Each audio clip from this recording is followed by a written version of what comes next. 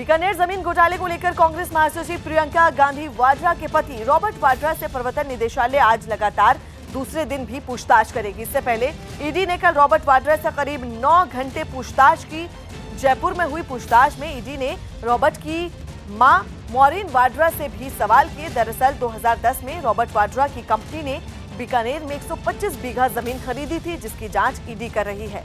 कल पूछताछ के दौरान रॉबर्ट वाड्रा ने अधिकारियों के समक्ष कहा है कि उनकी कंपनी स्काईलाइट हॉस्पिटैलिटी के प्रतिनिधियों ने दस्तावेज देखकर ही जमीन खरीदी थी। उन्हें इस बात की जानकारी नहीं थी कि दलालों ने स्थानीय राजस्व विभाग के कर्मचारियों से मिलीभगत करके फर्जी तरीके से जमीन के दस्तावेज बनाए हैं।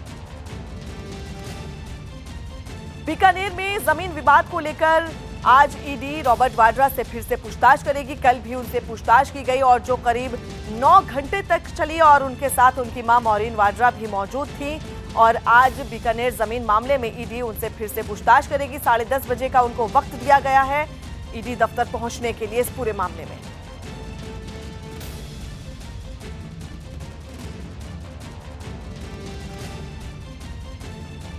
और जयपुर में ईडी दफ्तर से हमारे सहयोगी आनंद तिवारी और भवानी सिंह और दिल्ली से बीजेपी दफ्तर से हमारे संवाददाता विक्रांत और लखनऊ से अजीत सिंह जुड़ रहे हैं। सबसे पहले चलेंगे लखनऊ, चलते हैं अजीत के पास। अजीत, पूरे मामले की जिस तरह से कार्रवाई चल रही है, कल उनसे 9 घंटे पूछताछ की गई, आज फिर उन्हें बुलाया जा रहा है, क्या वजह रही? क्या ईडी संतुष्ट नहीं रही उनके सवालों से?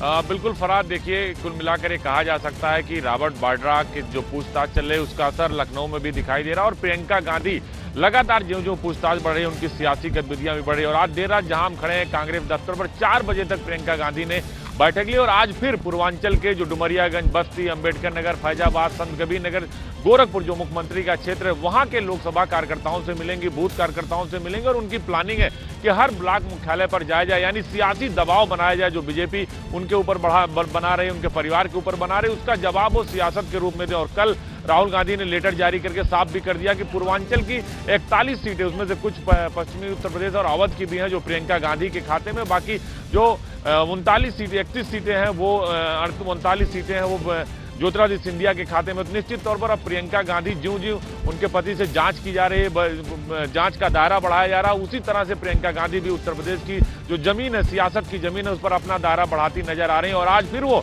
1 दर्जन लोकसभा क्षेत्रों के कार्यकर्ताओं और पदाधिकारियों से मिलकर एक नई जान फूंकने की कोशिश करेंगी। बिल्कुल। और जयपुर में ईडी दफ्तर पर हमारे सहयोगी आनंद तिवारी और भवानी मौजूद है, उनके पास चलते हैं। आनंद, आपसे जानना चाहेंगे कि कल रॉबर्ट वाड्रा के साथ उनकी मां मौजूद थी पूरी जांच के दौरान, क्या ये माना जाए कि आज भी उनकी मां से सवाल जवाब किए जा सकते हैं?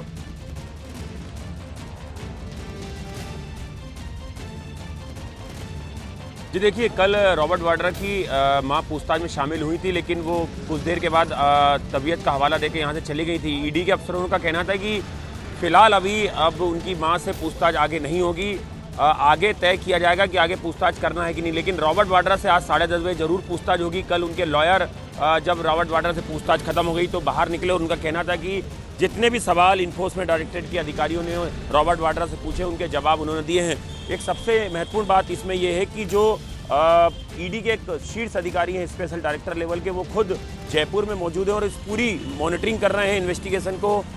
उनके ही पूरे डायरेक्शन में जो ईडी के अफसर हैं वो यहाँ पर रॉबर्ट वाड्रा से सवाल कर रहे हैं।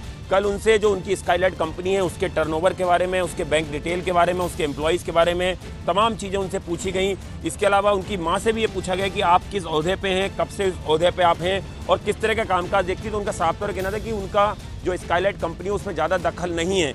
लेकिन सवाल लगातार है क्योंकि आरोप लगे थे कि जिस तरह से सरकारी ज़मीन थी उसे भूमाफियाओं ने खरीदा और उसे आगे बेचा गया और जिसमें स्काईलाइट का एक अहम रोल था।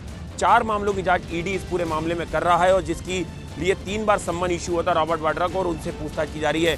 एक और महत्वपूर्ण बात यह है कि 16 तारीख का दिन काफी महत्वपूर्ण है जी। इस मामले में नहीं, लेकिन जो दिल्ली में मामला चल रहा था जिसमें मनी लॉन्ड्रिंग का, उस मामले में रॉबर्ट वाड्रा को पटियाला हाउस कोर्ट में पेश होना है। बहुत कम दिन बचे हैं 16 तारीख में, तो राहत कम है। और 16 तारीख को ईडी जो अपनी इन्वेस्टिगेशन उसने दिल्ली की थी 3 दिन की, उसमें क्या क्या चीजें निकाल के सामने रखेगी कोर्ट के, ये बहुत महत्वपूर्ण होता है। यहाँ भी राजस्थान हाईकोर्ट से उन्हें राहत मिली और यहाँ भी जब वो राहत की मियाद पूरी हो जाएगी तो उन्हें यहाँ पर भी कोर्ट के सामने तमाम ईडी जो अपनी इन्वेस्टिगेशन की है उसने इस बीकानेर लैंड डील की, उसके तमाम तथ्य वो जो है कोर्ट के सामने रखेगी। जी, और भवानी के पास चलते हैं जो ईडी दफ्तर पर मौजूद है। भवानी, वहां से अभी गाड़ियां गुजरी हैं, क्या कोई जानकारी है? क्या रॉबर्ट वाड्रा वहां पर पहुंच चुके हैं? देखिए, मॉरीन वाड्रा अभी हमारे सामने से निकली है और एयरपोर्ट गई है, वो दिल्ली के लिए निकल रही है। मॉरीन वाड्रा अभी निकली थी, हम होटल के सामने हैं इस वक्त जहां पर रॉबर्ट वाड्रा रुके हुए राजमहल पैलेस के अंदर। मॉरीन वाड्रा से कल पूछताछ हुई थी, कल वो यहीं रुकी थी, हालांकि उनसे आगे पूछताछ के लिए नहीं बुलाया गया। अब आज मॉरीन वाड्रा अभी निकल चुकी है, अब वो एयरपोर्ट गई है, दिल्ली जाएगी। लेकिन रॉबर्ट वाड्रा यहाँ से 10:15 बजे इसी होटल से यहाँ से निकलेंगे और फिर ईडी दफ्तर जाएंगे। 10:30 बजे फिर उनको बुलाया पूछताछ के लिए, दूसरे लेवल की पूछताछ होगी। और इस पूछताछ के अंदर खास बात यह है कि जो 3 सवाल जो रॉबर्ट वाड्रा के सामने सबसे बड़ी मुश्किल खड़ी कर रहे हैं वो ये है कि एक सवाल पूछा गया कि फिनलीज को जब आपने सौदा किया था, फिनलीज के साथ में ज़मीन बेची थी 5.15 करोड़ के अंदर, उससे कुछ वक्त पहले भूषण स्टील्स ने 5.5 करोड़ का फिनलीज को लोन दिया। क्या आपको इसकी जानकारी थी? ये काफ़ी अहम है इसके अंदर, क्योंकि ईडी ने इस पर काफ़ी काम किया है कि भूषण स्टील्स ने क्यों वो लोन दिया था, कैसे आया था, उसके बारे में पूछा। लेकिन रॉबर्ट वाड्रा ने कहा उसके कोई जानकारी नहीं है। एक और सवाल पूछा कि आपकी कंपनी रेस्टोरेंट का काम करती थी, क्यों आपने इस बिजनेस के अंदर आए और किसने आपको कहा था कि यहाँ ज़मीन खरीदिए, आपकी रियल इस्टेट में आप लोग क्यों आए? ऐसे कई सारे सवाल पूछे गए जिनके जवाब रॉबर्ट वाड्रा ने सीधे सीधे नहीं दिए।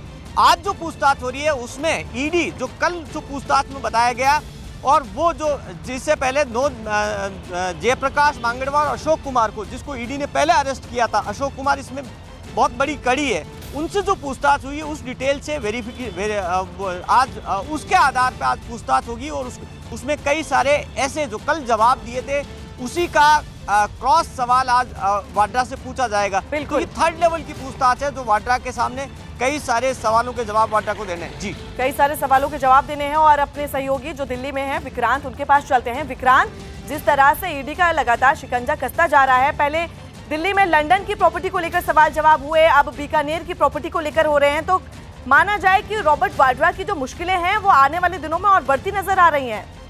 देखिए, रॉबर्ट वाड्रा से तो पूछताछ बिल्कुल अभी जारी है और जिस तरीके से पूछताछ हो रही है निजी तौर पर देखा जाए तो उनके लिए मुश्किलें भी हैं, लेकिन इसका जो एक बड़ा राजनीतिक मतलब निकाला जाता है, राजनीति में परसेप्शन एक बड़ी चीज़ होती है। और विपक्ष का, कांग्रेस का यही आरोप है कि पिछले 5 साल पहले जब 2014 का चुनाव था तो उससे पहले रॉबर्ट वाड्रा पर तमाम तरह के आरोप लगाए गए थे। 4.5 साल तक सरकार ने कुछ नहीं किया और अब जब 2019 का चुनाव सामने है तो रॉबर्ट वाड्रा को पूछताछ कर उन्हें निशाना बना करके कांग्रेस को एक तरह से प्रताड़ित करना चाहती है और जनता में संदेश देना चाहती है कि वो कांग्रेस के भ्रष्टाचार के खिलाफ कार्रवाई कर रही है।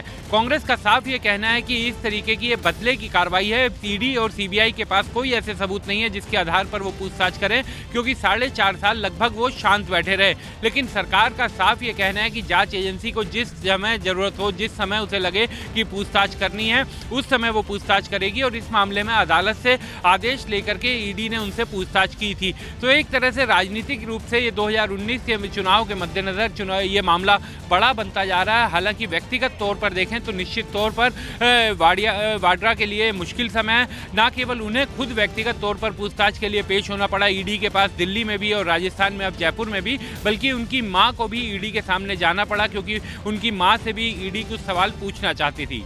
जी, आप सभी का तमाम जानकारी के लिए बहुत बहुत शुक्रिया।